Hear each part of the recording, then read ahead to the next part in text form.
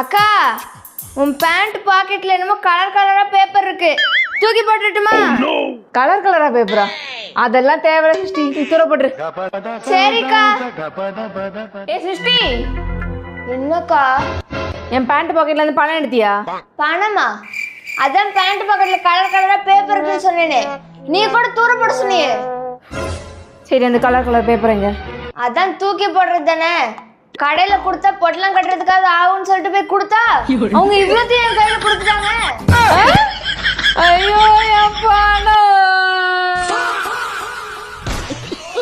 எனக்கு இந்த smart watch வாங்கிட்டேன்.